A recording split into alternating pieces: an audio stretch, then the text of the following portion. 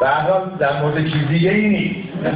مثل فرشته ها رو سر میگن حاله نور داری، فقط شما برای عرش مجوز عبور داری.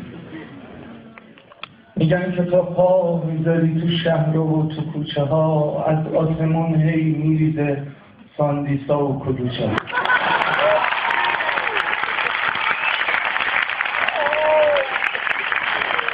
میگن صدای ناز تو مردم رو حیرون میکنه، که همیزک چشای تو ما رو تو زندون میکنه.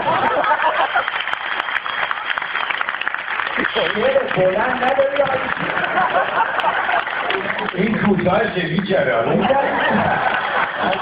من خواهش کنم از همه دوستان وقتی که ملاقات آقای ایشون میرسه آقای با کوت گلابی هست کنیم. میگن که دکترا دادی، کلی میگن دوره دیدی، میگن که هسته اتم همش داری شکاف میدی. آخه مگه فرشته هم هسته شکستن نداره؟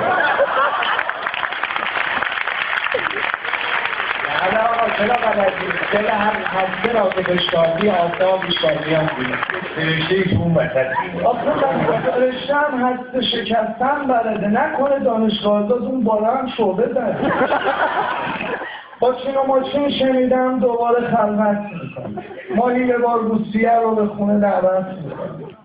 گفته بودی اون قدیما حواست به سفره ما، میگن نگات به ایرونه ولی دل ونزوئلا.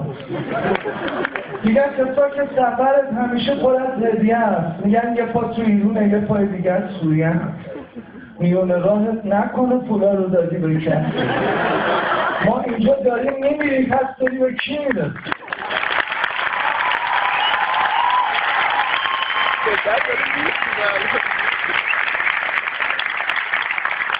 تو آسمونای بلند فرشته نخبه من حداقل خالی هم.